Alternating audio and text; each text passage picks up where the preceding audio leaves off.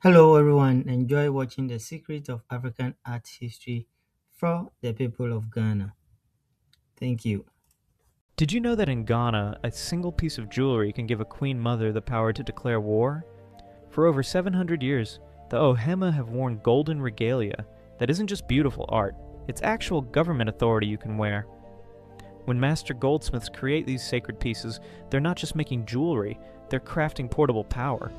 A specific crown design might grant authority over land disputes. A particular staff head could command military forces across multiple kingdoms. The symbolic language is incredibly complex. Different gold ornaments tell everyone exactly what political powers that Queen Mother holds. Get it wrong, and you could accidentally start a war between kingdoms. During installation ceremonies, new Queen Mothers receive their regalia in elaborate rituals. Each piece transfers real governmental authority that other tribes must recognize and respect. The goldsmiths guard their secrets carefully. Creating counterfeit regalia isn't just fraud, it's an act of war that could destroy kingdoms. This is why authentic pieces require secret knowledge passed down through generations. These aren't museum artifacts, they're living symbols of power that still govern communities today. Did you know that in Ghana's Pasiga region, master potters create clay vessels stronger than modern ceramics by partnering with deadly wasps? For over 1,000 years, these brave artisans have cultivated wasp colonies inside their clay preparation pits. They wait patiently for the perfect moment when wasp larvae produce special secretions that become nature's most powerful binding agent. The timing must be exact. Potters follow ancient seasonal calendars that match wasp breeding cycles. Before harvesting, they perform sacred rituals, asking permission from wasp spirits to take what they need. The larvae secretions mix with clay to create pottery so strong it outlasts anything made today. These vessels can survive drops that would shatter regular pots, but this incredible knowledge is dying. Young potters fear the dangerous wasp partnerships, choosing safer modern methods instead. Only a handful of elderly masters remain, racing against time to pass down this extraordinary insect collaboration technique. Soon, this 1,000-year-old art form may buzz into silence forever, taking with it one of Africa's most remarkable ceramic secrets. Did you know that beneath the busy streets of Ghana, master craftsmen built secret underground workshops to save their art from being destroyed forever? During British colonial rule, European authorities banned traditional Ghanaian art forms, threatening to erase centuries of sacred knowledge. But the master artisans refused to let their culture die. They dug elaborate tunnels connecting hidden studios beneath major trading centers like Kumasi and Tamale. These weren't simple hiding spots. They were sophisticated underground schools with clever ventilation systems that let metalworking forges operate without anyone above ground knowing. Families risked prison to secretly send their children to these hidden workshops. Master artists created coded schedules to rotate classes and avoid discovery. They even developed rapid teaching methods to pass down generations of knowledge quickly, in case their workshops were found. For over 50 years, this underground resistance network operated in complete secrecy. Many traditional art forms we celebrate today as newly discovered actually survived because of these brave craftsmen who literally went underground to preserve their heritage. Their courage saved Ghana's artistic soul from colonial erasure. Did you know that ancient African kings sent secret messages through drums that could only be read by touch? In the powerful Dagbon Kingdom of northern Ghana, royal drummers didn't just play music. They carried encrypted government secrets carved right into their instruments. Master craftsmen created intricate patterns on ceremonial talking drums that looked like beautiful decorations to outsiders. But these weren't just pretty designs. Each carved symbol was part of an elaborate code system. When the drums were played, trained court drummers would run their fingers over specific carved textures, feeling tiny vibration changes that spelled out words and commands. Only hereditary royal drummers knew this ancient encryption method, passed down through generations. The carved messages contained everything from military battle plans to decisions about who would become the next king. Tragically, when British colonizers arrived, they saw these drums as simple decorative objects and seized them as trophies. They had no idea they were destroying centuries of royal archives in one of Africa's most sophisticated communication systems. Today, this incredible tactile language has been almost completely lost to history. Did you know that 800 years ago, rival African tribes had a secret artistic language that let them create masterpieces together, even during wars? In medieval Ghana, something incredible was happening along the busy trade routes. Master craftsmen from different tribes were breaking all the rules. Akan gold workers, Islamic leather artists, and animist wood carvers were secretly sharing their most guarded techniques. They created a coded language using symbols and patterns that only artists could understand. This let them work together across tribal boundaries that had divided their people for generations. The most amazing part? They had an apprentice exchange system. Young artists would live with rival tribes for years, learning foreign techniques while their own people might be fighting those same tribes. These traveling artists had special protection. Even during warfare, no one could harm them. This artistic brotherhood created fusion art styles that made medieval Ghana famous across all of North Africa. They were mixing techniques and creating innovations that wouldn't show up in European art for centuries. Archaeological evidence proves these artists were centuries ahead of their time, all because they chose collaboration over conflict. Did you know that 1500 years ago, African metalworkers in Ghana created furnaces that looked like pregnant women to make better iron? These weren't just artistic choices. Ancient Ghanaian smiths believed that shaping their furnaces like expecting mothers would help iron be born from raw ore. Archaeological digs have uncovered these incredible sculptures, complete with carved breasts, round bellies, and detailed faces. But here's the amazing part. These designs weren't only spiritual, the curves and proportions actually improved airflow, making the furnaces burn hotter and produce higher quality iron than many modern methods. Before firing up a new furnace, pregnant women from the community would bless it in special ceremonies. Iron making was seen as sacred as childbirth itself. The metal represented a bridge between earth and sky in African spiritual beliefs. Today, scientists are studying these ancient furnaces, trying to understand how artistic beauty and practical engineering work together so perfectly. Sadly, much of this traditional knowledge has been lost as modern industrial methods replace these sacred practices that once turned earth into life-giving metal. Did you know that in Ghana's Upper West region, master artisans create medicine bottles that literally grow their healing powers stronger over time? In the remote Jarapa district, calabash carvers practice an ancient art that would amaze modern pharmacists. These aren't ordinary gourds. Master craftsmen grind medicinal plants into fine powders, then mix them directly with their carving tools. As they carve intricate geometric patterns, the medicine becomes permanently embedded into the gourd walls. When filled with water, these patterns slowly release healing compounds. The deeper the carved lines, the longer the medicine lasts. Shallow cuts give quick relief, while deep grooves provide treatment for weeks. Each pattern tells a story of healing knowledge passed down through generations. But here's the remarkable part. These carvers must train for years, as both artists and herbalists. They learn which plants cure which ailments, how to prepare powders, and which geometric designs work best for each medicine. Traditional healers across West Africa treasure these living medicine gourds, knowing that each carved vessel holds centuries of pharmaceutical wisdom within its decorated walls. Did you know that in Ghana's ancient forests, master artists have been creating sacred monkey sculptures for over 600 years? Deep in the Boa Bengfima sanctuaries, something extraordinary happens between humans and monkeys that exists nowhere else on Earth. Here, Akan craftsmen don't just carve wood. They study living colobus and Mona monkeys, watching their every move, their social bonds, their unique personalities. Each monkey becomes inspiration for wooden sculptures that capture their spiritual essence. But here's where it gets fascinating. Certain carving techniques are completely forbidden unless you're creating monkey-inspired art. These taboo methods are passed down through generations, used only for these sacred pieces. The distinctive red and black fur of colobus monkeys inspired the sacred color combinations that decorate shrines throughout the region. Local people believe these monkeys are messengers between humans and forest spirits. Every year during monkey festivals, new artistic tributes are unveiled. Today's contemporary sculptors continue this ancient tradition, creating stunning masterpieces while protecting this unique bond between humans and primates that has survived for centuries. Did you know that medieval African traders created golden sculptures that could completely disappear into everyday objects? The legendary Wangara gold traders of West Africa were masters of disguise and innovation. For centuries, these brilliant entrepreneurs dominated the dangerous trans-Saharan trade routes. But carrying gold art through bandit-filled deserts required genius-level creativity.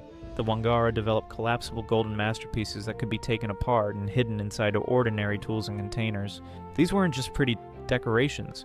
Each sculpture doubled as precise trade weights for measuring gold dust. When reassembled, they became dazzling ceremonial displays that impressed wealthy clients across North Africa and the Middle East. The Wangara created special gold alloys, tough enough to survive month-long desert crossings. They developed secret marking systems and coded artistic symbols that identified authentic pieces in distant markets. Specific designs even carried hidden messages between trading partners separated by thousands of miles. Recent archaeological discoveries have uncovered buried Wangara treasure caches along ancient desert routes, proving these medieval African innovators revolutionized both international trade and portable art design centuries before European explorers ever reached their lands. Did you know that in Ghana's ancient Ganja kingdom, leather workers create amulets so powerful that people from all religions seek them out for protection? Deep in northern Ghana, master tanners practice a mystical craft that blends Islamic tradition with ancient African spirituality. These skilled artisans don't just make leather, they create sacred objects that hold spiritual power.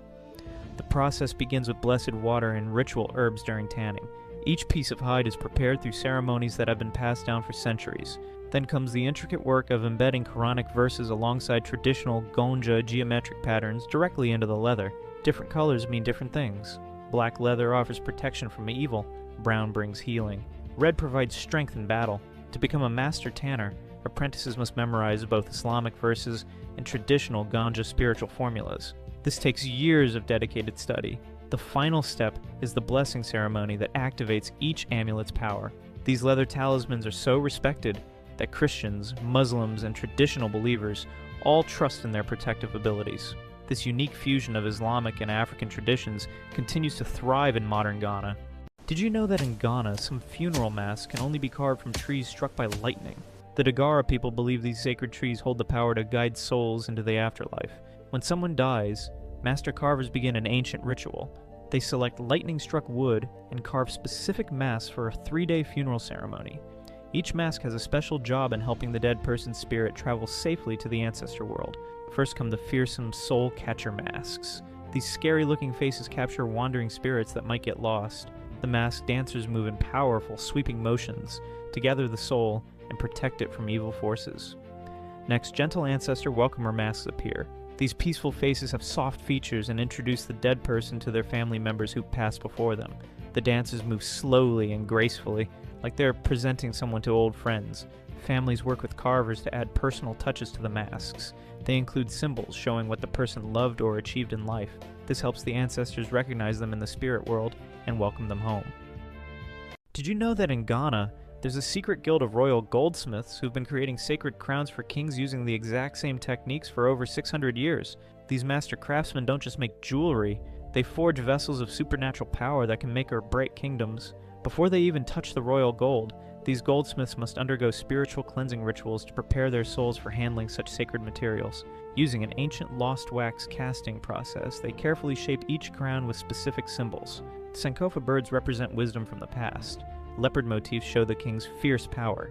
Every geometric pattern tells a story about the ruler's authority and territory. But here's where it gets incredible. The crown isn't truly royal until it's awakened through ancestral ceremonies. During these secret rituals, the simple gold transforms into something that enemies fear and subjects respect across all tribal boundaries. Each crown design reveals exactly what powers that king holds and how far his rule extends. These aren't just beautiful headpieces, they're supernatural weapons disguised as art. Did you know that some of the most beautiful gold art in African history came from an unexpected meeting between two completely different cultures? In the 14th century, something amazing happened in the trading city of Bego. In what is now Ghana, Islamic merchants and craftsmen from North Africa arrived with caravans loaded with new tools and incredible geometric designs. They met the Akan people, who were already master goldsmiths. What happened next changed African art forever. The Islamic artisans taught local craftsmen their precise mathematical patterns, stars, polygons, and flowing designs inspired by Arabic writing. But the Akan goldsmiths didn't just copy these patterns. They mixed them with their own powerful ancestral symbols and traditional African motifs. This created something completely new. Royal crowns, ceremonial gold weights, and sacred objects now featured hybrid designs that were neither purely African nor purely Islamic. The Arabic mathematical principles made Akan gold measurements incredibly precise, while traditional symbols kept their spiritual meaning alive. This artistic fusion spread across West Africa, creating a distinctive style that dominated luxury crafts for centuries, and still influences Ghanaian art today. Did you know that ancient African sculptors created ceramic heads so lifelike they were believed to hold the souls of dead chiefs? In Ghana's mysterious Koma culture, master artists crafted these haunting terracotta portraits using a secret technique that mixed local clay with ground quartz for incredible strength. These weren't just art pieces, they were supernatural judges. When legal disputes arose, the community would bring these ceramic heads into elaborate court ceremonies. Through special divination rituals, people believed the spirits of deceased chiefs would speak through their clay portraits, delivering verdicts from beyond the grave. The sculptors had to capture every detail perfectly.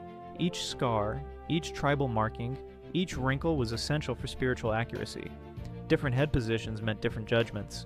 Families treated these ceramic ancestors like living relatives, offering them daily food and prayers for generations. Recent archaeological discoveries revealed the most shocking truth of all. Some of these heads actually contain real skull fragments from the chiefs they represent. This incredible find proves that the connection between the ceramic and spiritual worlds was far deeper than anyone imagined.